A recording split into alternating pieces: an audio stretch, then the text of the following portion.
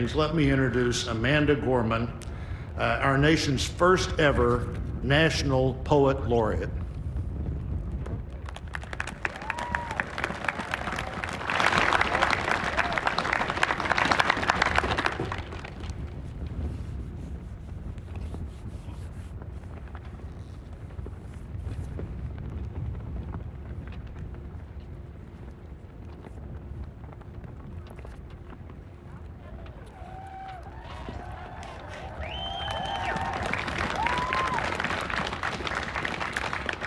Mr. President, Dr. Biden, Madam Vice President, Mr. Emhoff, Americans, and the world.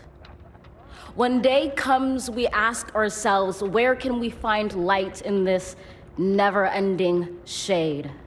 The loss we carry, a sea we must wade. We've braved the belly of the beast.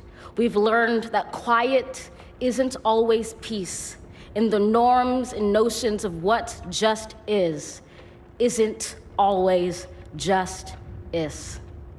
And yet the dawn is ours before we knew it. Somehow we do it. Somehow we've weathered and witnessed a nation that isn't broken, but simply unfinished. We, the successors of a country and a time where a skinny black girl descended from slaves and raised by a single mother can dream of becoming president, only to find herself reciting for one.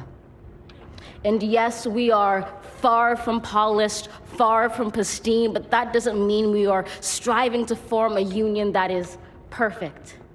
We are striving to forge our union with purpose, to compose a country committed to all cultures, colors, characters, and conditions of man. And so we lift our gazes not to what stands between us, but what stands before us. We close the divide because we know to put our future first, we must first put our differences aside. We lay down our arms so we can reach out our arms to one another. We seek harm to none and harmony for all. Let the globe, if nothing else, say this is true. That even as we grieved, we grew, that even as we hurt, we hoped, that even as we tired, we tried, that we'll forever be tied together, victorious, not because we will never again know defeat, but because we will never again sow division. Scripture tells us to envision that everyone shall sit under their own vine and fig tree, and no one shall make them afraid. If we're to live up to our own time, then victory won't lie in the blade, but in all the bridges we've made. That is the promised glade, the hill we climb, if only we dare it, because being American is more than a pride we inherit. It's the past we step into and how we repair it. We've seen a force that would shatter our nation rather than share it, would destroy our country if it meant delaying democracy. And this effort very nearly succeeded.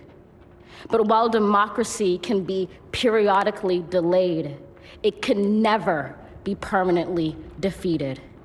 In this truth, in this faith we trust, for while we have our eyes on the future, history has its eyes on us. This is the era of just redemption. We feared it at its inception. We did not feel prepared to be the heirs of such a terrifying hour, but within it we found the power to author a new chapter, to offer hope and laughter to ourselves. So, while once we asked, how could we possibly prevail over catastrophe? Now we assert, how could catastrophe possibly prevail over us? We will not march back to what was, but move to what shall be, a country that is bruised but whole, benevolent but bold, fierce and free. We will not be turned around or interrupted by intimidation, because we know our inaction and inertia will be the inheritance of the next generation. Our blunders become their burdens, but one thing is certain: If we merge mercy with might and might with right, then love becomes our legacy and change our children's birthright.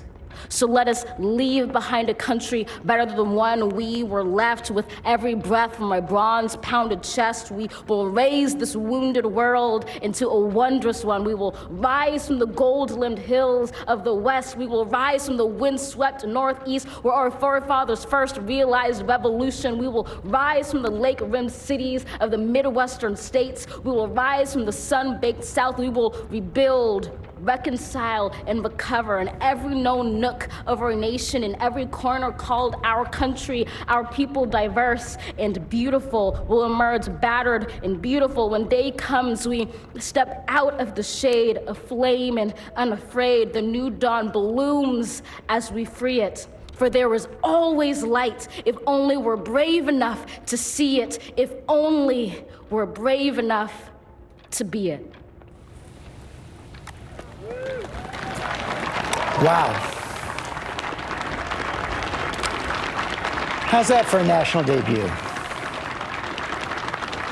Most of us will remember where we were when we heard Joe Biden take the oath of office, give his inaugural address. We will all remember when we heard Amanda Gorman speak to the world as America's first National Youth Poet Laureate. Gorman.